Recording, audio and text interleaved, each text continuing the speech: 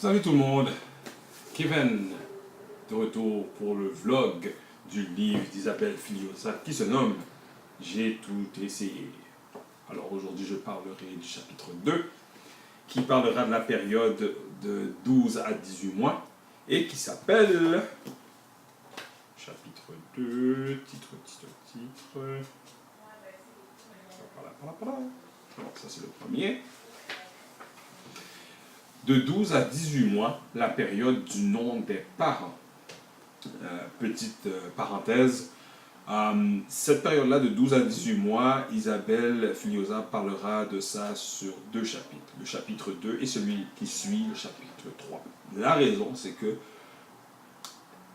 en tant que parents, nous sommes responsables des difficultés de cette période-là.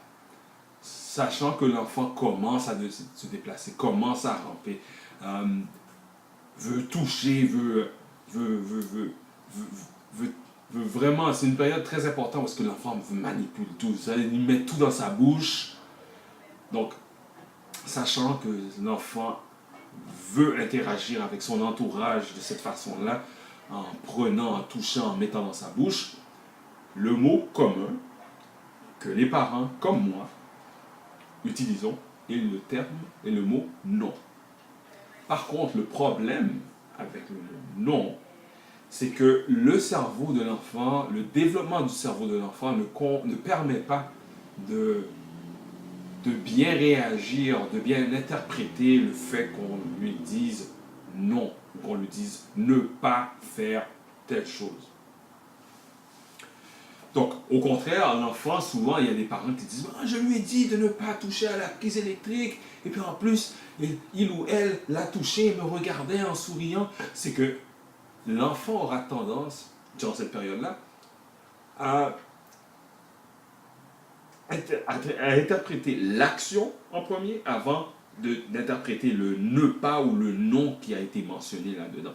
C'est après, disons que tu dis ne touche pas, ne touche pas à ce livre. Ou vous voyez l'enfant qui se dirige pour prendre le livre, vous dites non. Ou bien vous dites ne touche pas à ce livre, et puis l'enfant touche au livre quand même, vous regardez et sourit. C'est que dans le développement de l'enfant, il interprétera l'action. Après, il se dira, il me semble qu'il y avait autre chose dans ce qu'on vient de me dire.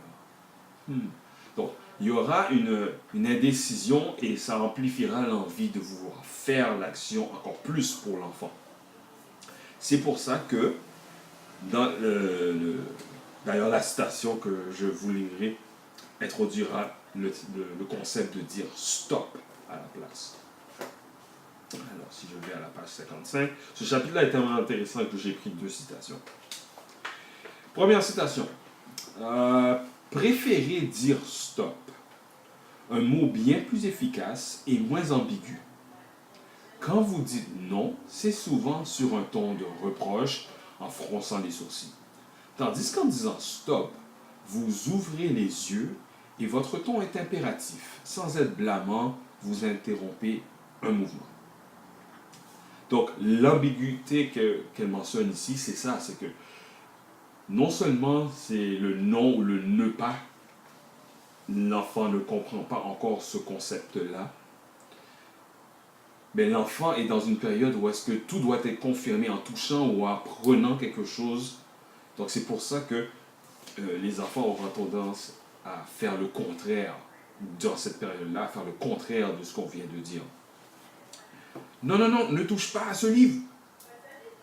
L'enfant aura tendance à vouloir toucher, vous regarder, et c'est sa façon de communiquer en souriant avec vous.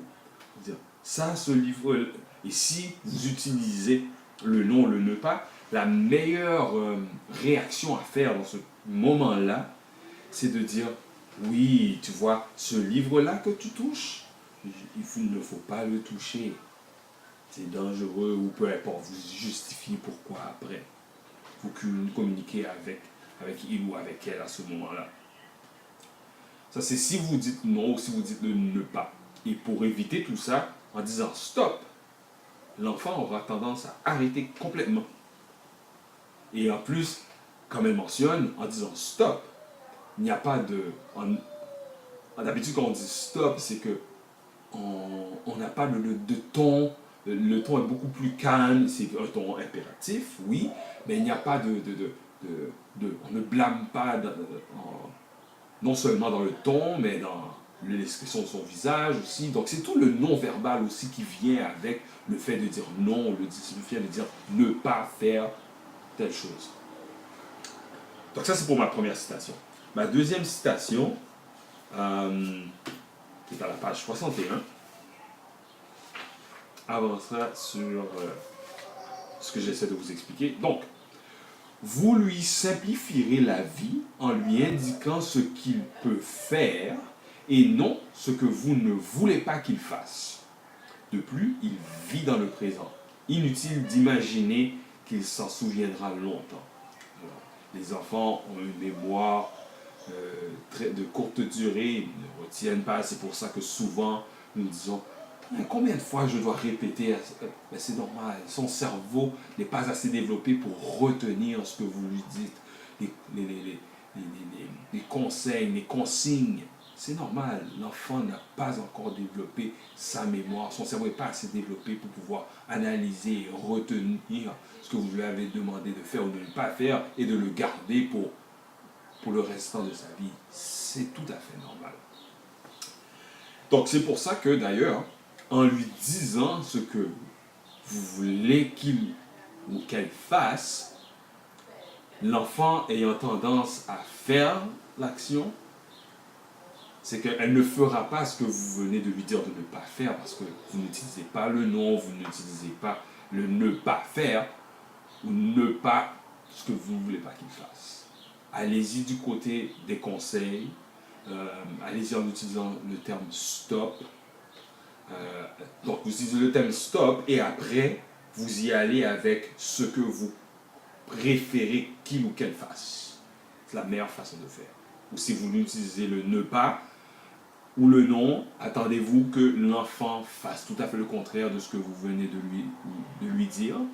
Et après ça, vous devez expliquer le fait, oui, le fait que je t'ai dit de ne pas toucher à ce contenant de pilules-là, oui, celui-là que tu touches, que tu as dans les mains, il ne faut pas toucher à ça parce que c'est dangereux, tu peux te faire mal, tu peux te faire bobo avec ça. Alors, on dépose ça là, oui, tu le laisses ici, ça c'est pour un adulte, ce n'est pas pour les enfants. Donc, vous voyez, j'allais justement dire, ce n'est pas, non, c'est pour les adultes. Voilà, terminé. Donc maintenant, point de vue expérience. D'ailleurs, je sais, ça, il y a un concept que je répéterai tout au long de chaque chapitre que je ferai l'analyse. Oui, le chapitre peut traiter sur une période spécifique, une période de 6 mois, oui. Par contre, ce qui ne veut pas dire que l'enfant, une fois que ça n'arrive, que ce qui se passe dans ce chapitre-là sur une certaine période spécifique, présentement nous parlons de la période de 12 à 18 mois, ce qui ne veut pas dire que ça n'arrivera pas, c'est que ça n'arrivera pas avant, que ça n'arrivera pas après, ou peu importe les moments où est-ce que ça arrive, que ce soit pendant la période avant ou après, que ça ne reviendra pas plus tard dans le développement de l'enfant. Donc c'est pour ça que ce livre-là, non seulement est intéressant, mais il est toujours applicable. Même moi, en tant que père, j'utilise encore des techniques qui sont mentionnées. Même si ma fille a 7 ans, j'utilise des choses qu'elle explique comme présentement, nous parlons de 12 à 18. Nous étions dans la voiture et nous avons acheté une piscine extérieure pour ma fille. Et ma femme me disait, oui, tu sais, il faut faire attention, ne va pas tout seul sans adulte, à la piscine, que tu sois tout seul ou que tu aies un ou une amie avec toi. Okay. Et moi, après l'avoir entendu dire ça à ma fille, j'ai rephrasé ce qu'elle vient de dire. Alors je lui ai dit, je lui ai demandé, est-ce que lorsque tu veux te baigner, ou lorsque tu es avec un ou une amie et que vous voulez vous baigner, est-ce que vous allez tout seul? Elle m'a dit, non. Alors, comment vous pouvez, ou comment peux-tu aller te baigner? Il faut que j'aille avec un adulte. Voyez, le travail, le fait de lui faire réaliser, non, pas sur le fait de ce qu'elle ne doit pas faire, beaucoup plus sur ce que vous conseillez qu'il ou qu'elle fasse dans les mêmes circonstances que vous parlez. Donc ça, c'est mon expérience par rapport à ça, à tous les jours, à plusieurs fois par jour. Si vous êtes parent, vous me comprenez. C'est mon interprétation de ce chapitre-là, côté l'influence des parents. J'ai hâte de faire le chapitre 3 qui parlera du côté des enfants et comment gérer ça. Donc, comme je disais, c'est mon interprétation, c'est mon expérience par rapport à la fameuse période du non avec les enfants. Par contre, ce qui ne veut pas dire que si vous êtes d'accord ou que vous avez la même expérience. Vous pouvez avoir une opinion tout à fait différente de la mienne. Vous pouvez avoir une expérience aussi différente que mon opinion. Libre à vous de communiquer dans les commentaires. Je suis libre de discuter avec vous. Allez-y. Inscrivez-vous à ma chaîne YouTube. N'oubliez pas de cliquer sur la cloche pour avoir les avertissements lorsque je mettrai du nouveau contenu dans ma chaîne. Alors, c'était ma revue du chapitre 2 du livre J'ai tout essayé d'Isabelle Filiosa. Et d'ici là, à la semaine prochaine. Ciao!